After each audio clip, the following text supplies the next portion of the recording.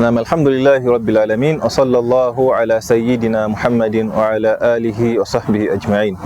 اللهم لا علم لنا إلا ما علمتنا إنك أنت العليم الحكيم فعلمنا ما ينفعنا وانفعنا بما علمتنا وزدنا علما وفقها وإخلاصا في الدين. اللهم صل على سيدنا محمد وعلى آله وصحبه أجمعين. amatendo ga Allah subhanahu wa ta'ala tumsaba asse emirembe n'okusasira ku Nabbi Muhammad sallallahu alayhi wa alihi wa sallam. Nga tukyagenda maaso n'omusomo gwaffe omumpi ku nsonga ya bid'a. Bagambye mu musomo gwasoose nti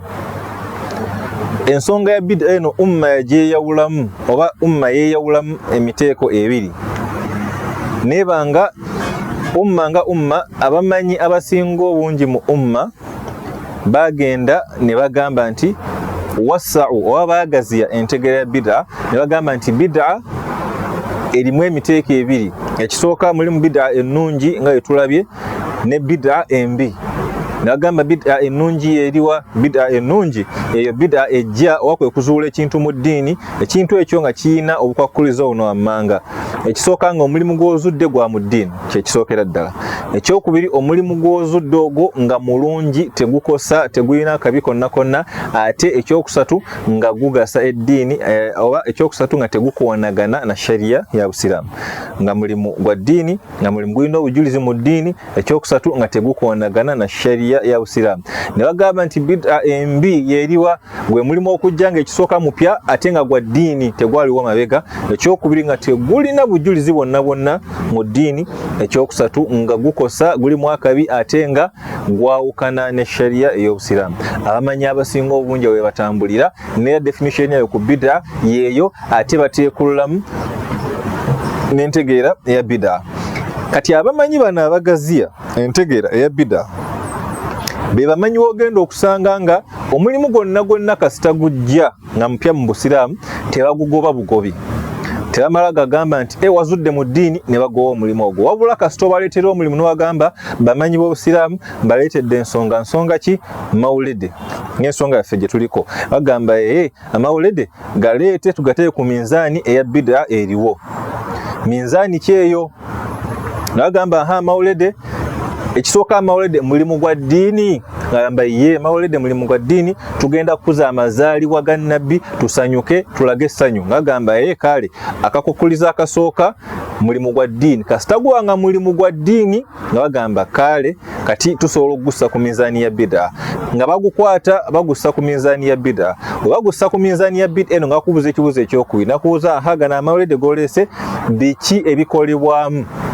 nga wagamba kasita tukuŋŋaana ku mawulide tukuŋŋaana ku lunaku omubaka sallallahu alayhi wa alihi wasallam we yazaalibwa. Yakubuuza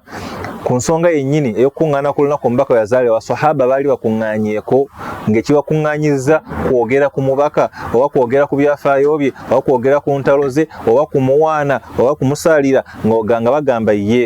ng'ogamba nti ye gwaleese amawulide nga wagamba kituufu hadithi we ziri mpitirivu nnyo nga basahaba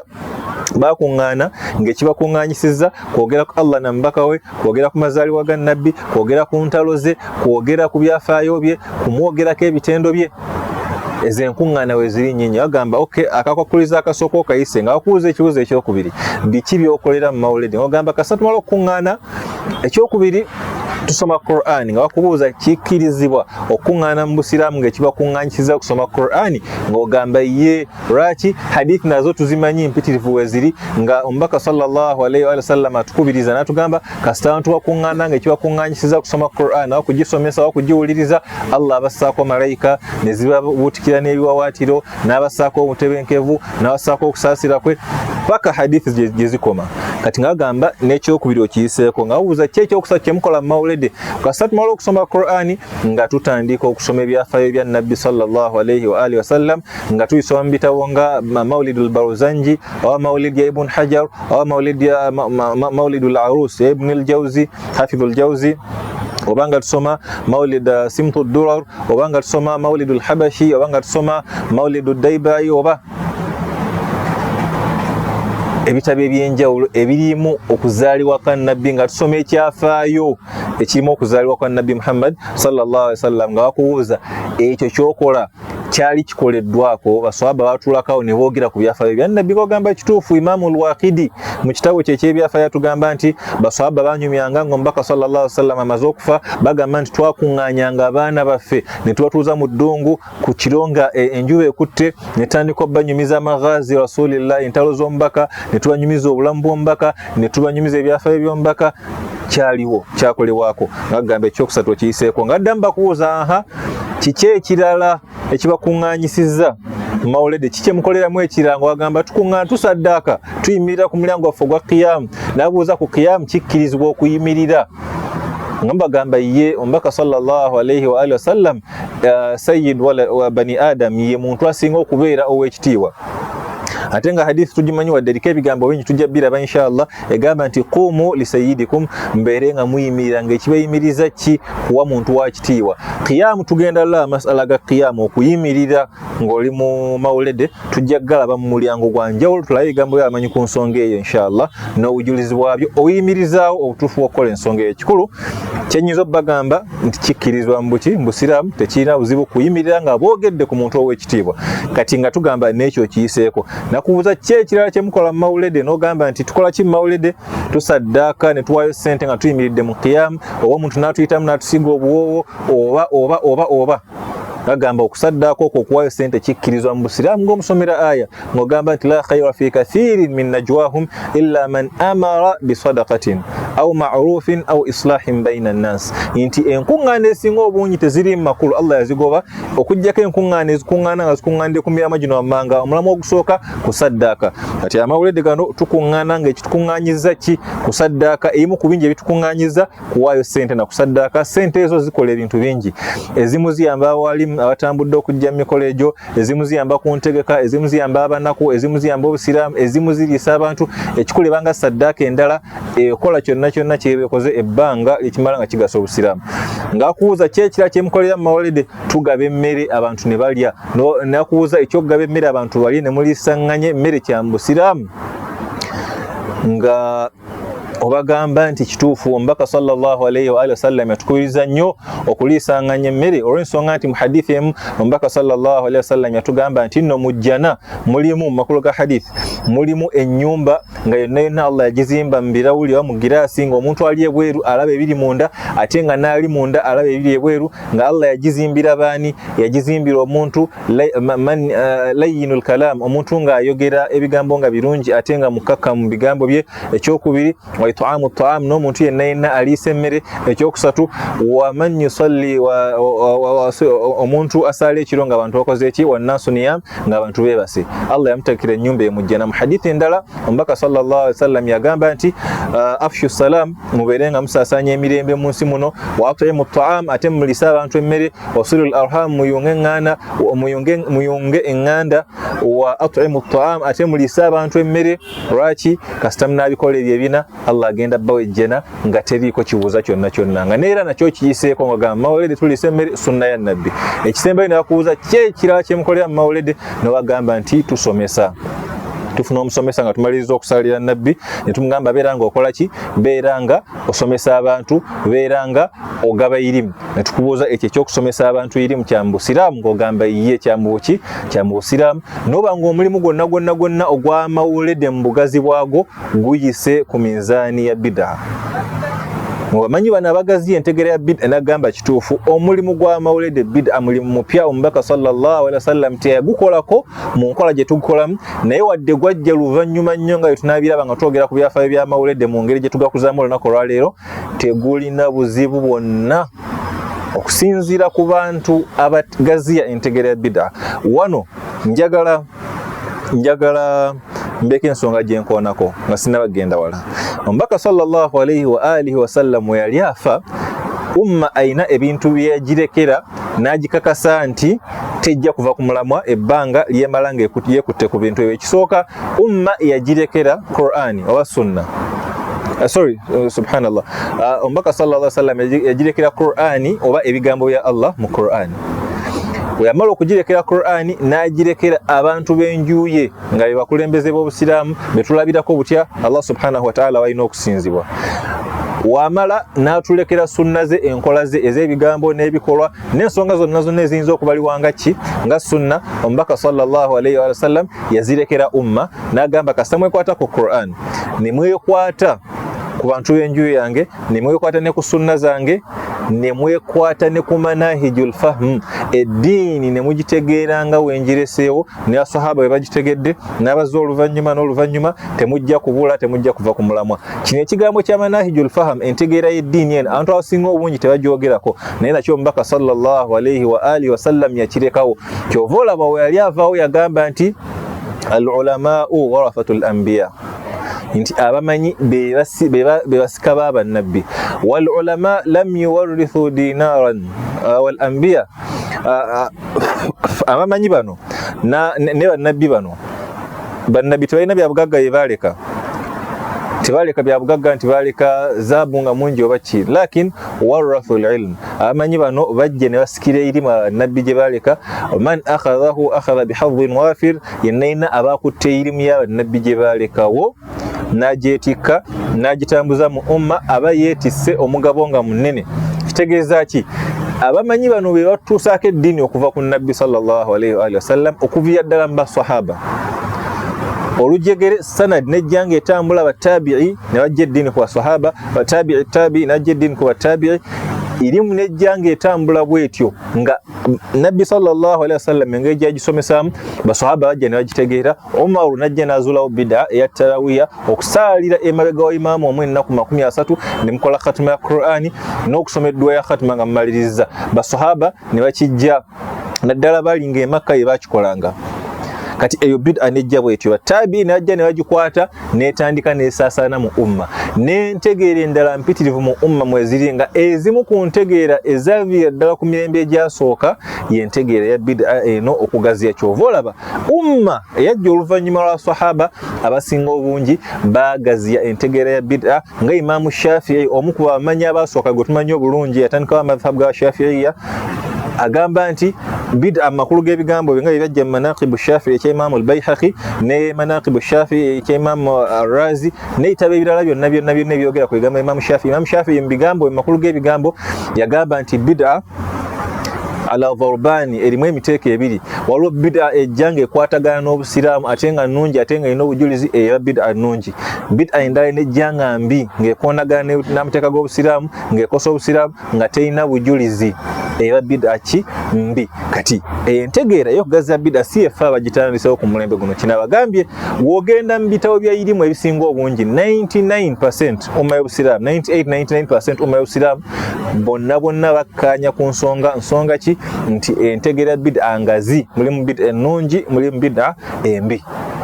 Kati abamanyi bano abagaziya entegeera ya bid'a be bamanyi abakuza amawulede, be bamanyi abakkiriza amawulede, be bamanyi agamba nti okuza amawulede kya mu busiraamu tekirina buzibu. Neera umma y'obusiraamu bugazi bwayo omuli abasunni, omuli abashiya, omuli abaibadhi, omuli abazaidiya, omuli firqa ez'enjawulo zonna zikuza amawulede okujjako abantu batini nnyo 201% ya umma egaana okuza amawuledi ate nga bo be bali ku ntegeera ey'okufunza bid'a. Entegeera ey'okufunza ki bid'a. Kati awo njagadde obba tebenkeza wano nsinzira ne ngamba omuntu yenna yena akuza amawulede wadde omulimu gw'okuza amawulede mupya njagala mukitegeere nti si emmwe abasoose okikola kyaviira ddala mabega nga tunalaba kimaze emyaka gigenda kumpi mu 9 nga amawulede gakuzibwa mu umma y'obusiraamu. Tekyaliwo ku mulembe gwa nabbi sallallahu alaihi wasallam mu ngeri gye tukikolamu ennaku zino naye ng'entegeera yaliwo nti okkirizibwa otandikawo omulimu gwonna mu busiraamu ebbanga lyegumalanga mulungi. So wetuba nga tuli benkanya mu irimu tulina okukyogera ne tugamba nti umma ya busiraamu esinga obunene egaziya entegeera ya bid'a naddala ku nsonga eno ey'amawulede. Umma y'obusiraamu esinga obunene ekuza amawulede neera egakkiriza. Inshallah byonna tugenda biraba misomo gyaffe egiddako mu maaso mubeere nga mugirinda. Nga nfundikira omusomo guno munzikirize njogereko ku bantu abafunza entegeera ya bid'a. Bano abantu abafunza entegeera ya bid'a ekisooka be basinga obutini mu umma. Abantu abafunza entegeera ya bid'a ekyokubiri engeri gye bannyonnyolamu bid'a okusinziira ku bba engeri gyategeramu hadithi engeri efunza bo bagamba ki hadithi esooka gye naasomedde Aisha eya kullu bid'atin dalala bagamba buli bid'a yenna oba afaanana atya oba mulungi atya ebbanga lyamala nga bid'a kintu kipya mubaka sallallahu alaihi wasallam teyakirekaawo ne basahaba tebakirekaawo ne batabi'i tebakirekaawo bakigoba mu ddiini bagamba nti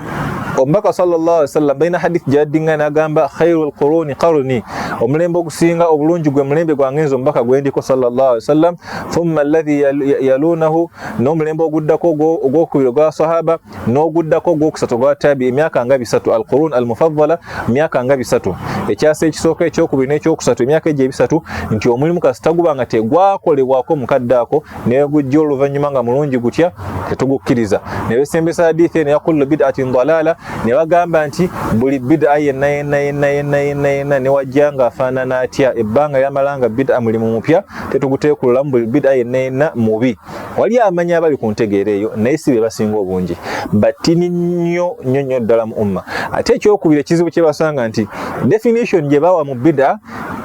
eri contradicting etuuka ekiseera neekubagana bagamba kibbo bagamba nti bid'a gwe mulimu gwonna omubaka sallallahu alaihi wasallam nga teyagulekaawo oba nga teyagukolako oba nga teyagukkirizako wadde basahaba wadde abantu abajja oluvannyuma lwe kibayita bid'a neera ye muntu gwogenda osanga ojja mugamba nze nkuza amawuledi olw'ensonga nti bid'a kituufu ne bid'a mulungi agamba teri bid'a mulungi yenna omubaka lwaki yagamba kullu bid'atin dalala buli bid'a yonna bubuze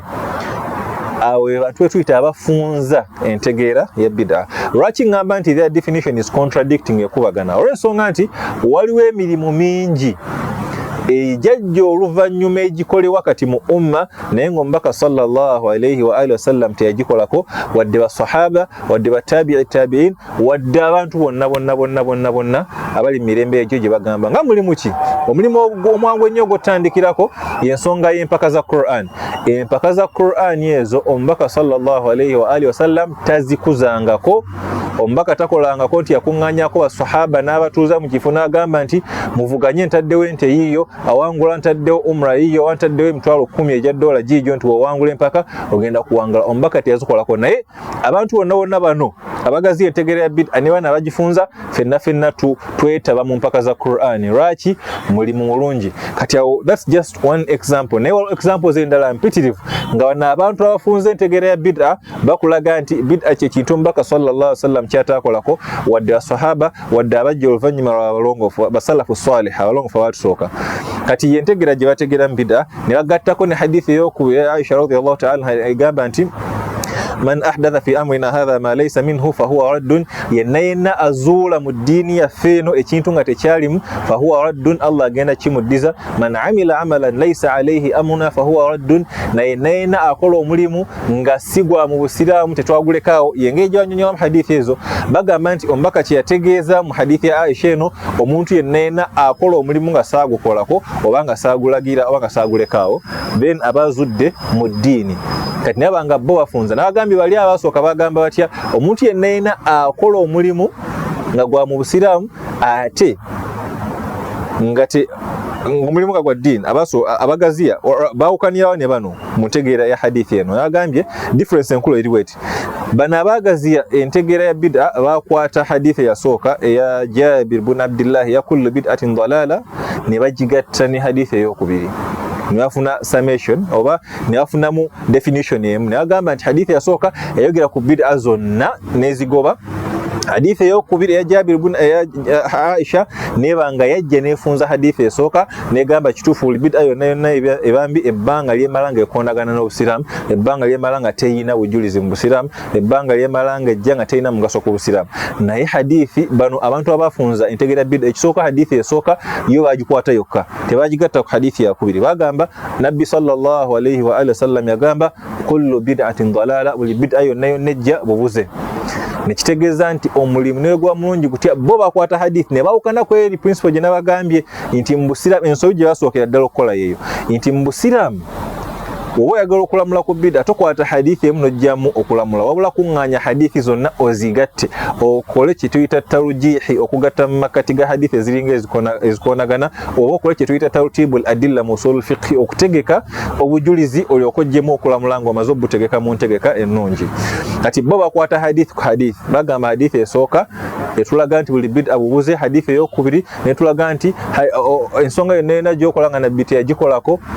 then teba ya mbusiramu. Kati ate bano abafunze entegera ya bid'a ne bakola ekisinga okubeera ekizibu ne bagenda ku hadithi eyokusatu ne bagamba nti omubaka sallallahu alaihi wasallam yatugamba man sanna fil islami sunnatan hasana, yenna azuukiza enkola ennungi eyaliwo mu busiraamu. Kati bo bano abafunze entegera ya bid'a we watu wa ku kigambo sanna tebakinyonyola nti sanna kitegeeza kutandika, sanna sunnatan okutandika enkola nga kiri mu Luwarabu bagamba nti sanna kitegeeza kuzuukusa nkola yaliwo. Ne banyonyola hadithi eno batya ne bagamba man sanna fil islami sunnatan hasana, yenna atunuulira obusiraamu nga waliwo enkola eyali eriwo mu busiraamu neefa abantu nagyerabira najja ku mulembe guno nagizuukusa nga nkola ki. Tuyinza okugamba nti okusenyesa akati oba okusenya amannyo nga ofuna wudhu yali nkola ya mbaka sallallahu alaihi wasallam yagyagalanga nnyo, n'osanga mu kitundu kyaffe nga Kampala wano nga yazikira nojja n'ogizuukusa n'otandika okukubiriza abantu okusenya amannyo nga bagenda okufuna wudhu n'oba ng'ozuukiza enkola eyo ogifunamu empeera na buli yenna n'akukoppa. Bo abafunza bid'a bwe batyo bwe bategera hadithi eyo ne bagenda mu maaso ate ne bakola ekintu ekizibuzibu n'agamba waman sanna fil islami sunnatan sayyi'a. Bwe tugendera ku ntegeera yaabwe egamba nti yenna azuukiza enkola ennungi mu busiraamu, bwe tuki applyinga bo bakwatako ekitundu kya hadithi ne bakomawo olw'ensonga nti kasita okwata if you are consistent n'okwata definition eyo eya sanna gye balina ey'okuzuukiza omulimu n'ogikozesa ku kitundu ekyokubiri mu hadithi ojja kusanga ng'oyogedde ekigambo kinene ekiriwa ogamba nti waman sanna fil islami sunnatan sayyi'a, yenna azuukiza enkola embi mu busiraamu agenda gifunako amazambi na buli yenna n'amugoberera. Obanga agambye nti waliwo enkola embi n'ennungi mu busiraamu nti mathalan ngaki okusala ensawo nkola ya busiraamu yali yafa mu Kampala muno nenzija nengizuukiza nenfuna ezambi, wabula kizibuwala okunnyonnyola ekigambo sanna ng'okinyonnyoledde ku mbeera ya kuzuukiza olw'ensonga nti hadithi gyeraga mu maaso ekukugira ate oba agenda kwesanga nga okwonagana. Olw'ensonga nti tugamba waman sanna fil islami sunnatan sayyi'atan, yenna azuukiza enkola embi mu busiraamu obanga ategeeza nti mu busiraamu mulimu enkola embi ekitali kituufu. Kati abantu abafunza entegera ya bid'a besanga nga bali mu kattu, besanga nga ebigambo bya bikonaganye ne bafundikira nga bakola batya hadithi ya neno besembesaako kitundu kisooka kyokka yagamba yenna azuukiza enkola ennungi mu busiraamu agifunamu empeera. Kati wobabuuza nti ate azuukiza enkola embi mu busiraamu mulimu enkola embi tebasobola kwanukula. Kyova olaba abamanyi abasinga obungi bagenda ne babanga bali mu bantu abakkiriza okugaziya entegera ya bid'a, abamanyi abasinga obutini al-qalil oba aqallul qalil abasingira ddala obutini be bafunza entegeera ya bid'a. Ne tubanga khulasatul kalam okufunza ebigambo byonna bye twogedde tufundikira ku kigambo kimu nti umma y'obusiraamu yeeyawulamu ku nsonga ya bid'a. Ne tuba nga tulina abantu oba bamuwasi'una limaana albid'a abaagaziya entegeera ya bid'a ne babanga bo baagita ne bagamba nti bid'a yonna kasitejja togigobanga wezze wabula webezze gisse ku minzaani. Webanga bid'a nnungi ng'erina obujulizi mu busiraamu ate nga tekoonagana na sharia eba nnungi. Webanga bid'a mbi terina bujulizi mu busiraamu ate ng'ekoonagana n'obusiraamu gigobe.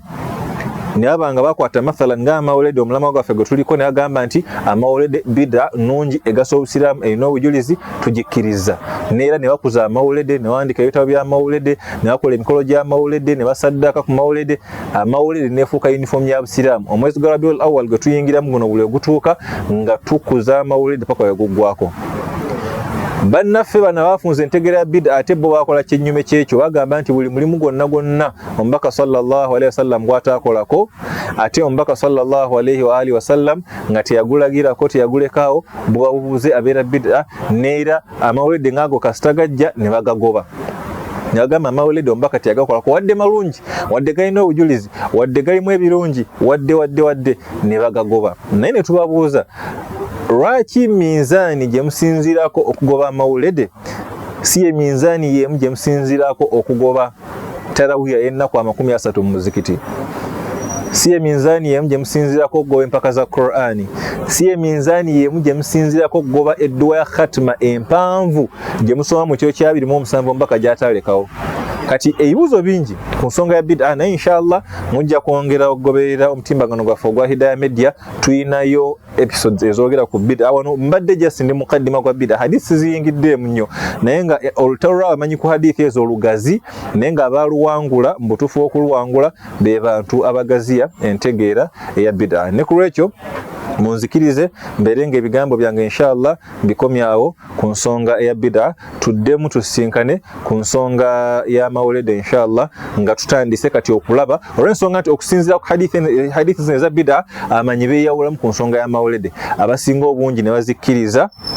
ne bakkiriza obujulizi bwa mawulede, ne bakkiriza n'omukolo gwa mawulede n'okugakuza. Abatini ennyo abamanyi abatawera n'abamanyi bataano mu umma y'Obusiraamu ne bagaana ensonga ya mawulede, naye nga tulina amanyi kumpi kakadde kalamba abakkiriza amawulide n'okusoba, ne tubana amanyi atawera na 5 oba 10 abagaana amawulide, ne kibeera nga umma mu bugazi bwayo ne mu bungi bwayo yakkiriza ensonga y'amawulide. Inshallah obujulizi bw'abantu abakkiriza amawulide n'ensonga esigadde zonna zikwata ku mawulide tugenda kuba nga tuziraba misomo gyaffe egiddako, tulabe n'obujulizi bw'abantu abagaana amawulide kasita mmaze obbawo omusingi ku nsonga gy'eva. Ensonga y'amawulide eva ku nsonga ya bid'a, kasita bagaana okukkanya ku bid'a, bagaana okukkanya ku mawulide. Bye bigambo byange ebyo inshallah. Aqulu qawli hadha wa astaghfirullah li wa lakum wa usalli wa usallim ala sayyidina Muhammad wa astawdi'ukum Allahu alladhi la tudhi'u wada'i'uhu. Wassalamu alaykum wa rahmatullahi wa barakatuh.